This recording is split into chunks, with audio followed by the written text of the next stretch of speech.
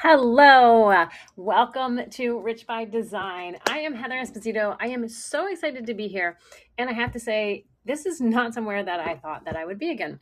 So I had a podcast a couple years ago, and I really love doing it because of who I am and my design. I love connecting with people, but it got a little bit draining, I will say, because people were wanting to come on, and then I was doing all the work to market everything, and nobody was sharing it with their audience. And I was just like, no, this doesn't work for me.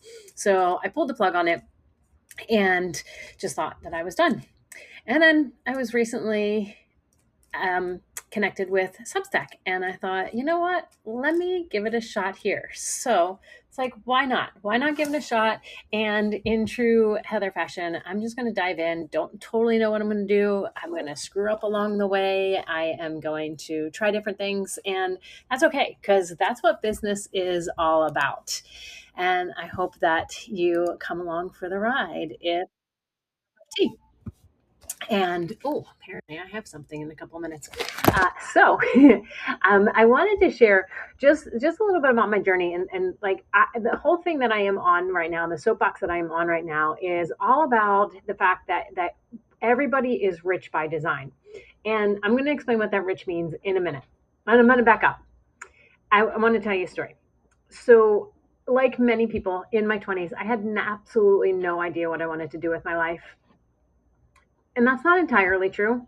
When I was growing up, I thought that I knew exactly what I thought my life would be. I would get married. I'd have three kids by the time I was 30. I would stay home with them. We'd have the white picket fence, go to church every Sunday, and live happily ever after. And saying that out loud kind of makes me want to like vomit a little bit in my throat, because that's just not my life at all. And when I think about it now, I'm like, that is not even what I would want my life to be.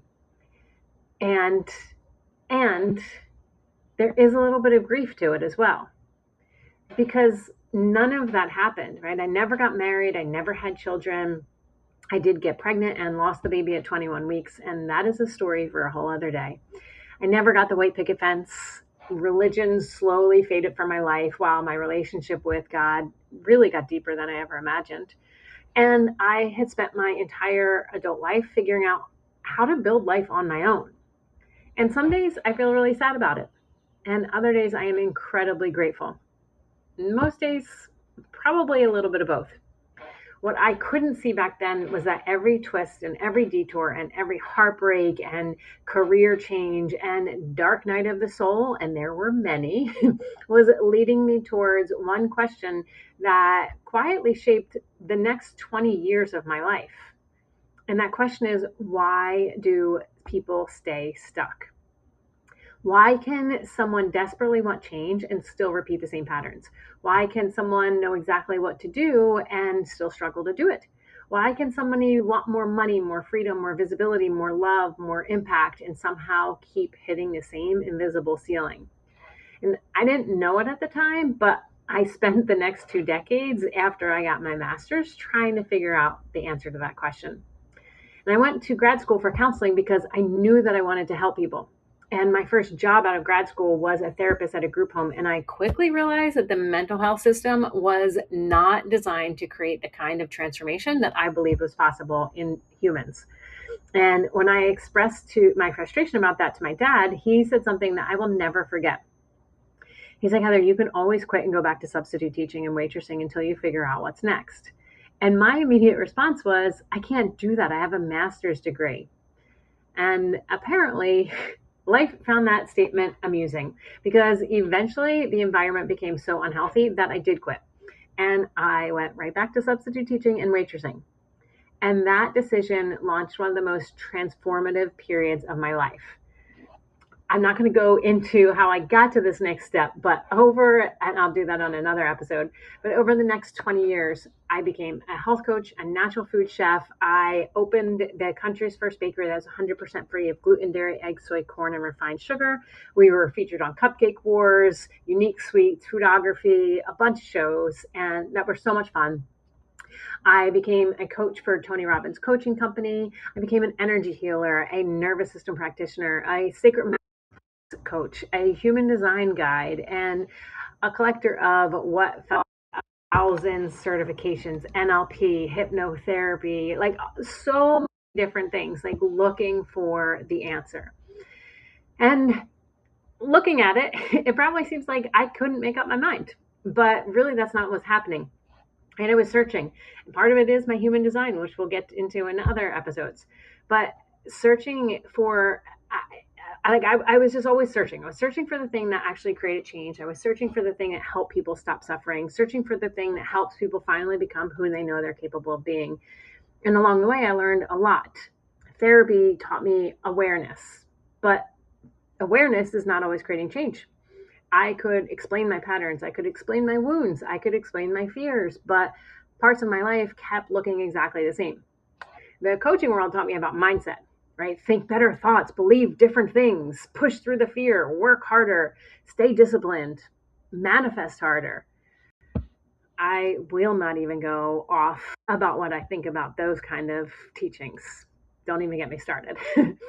Health coaching taught me that the body matters. Food matters, sleep matters, lifestyle matters.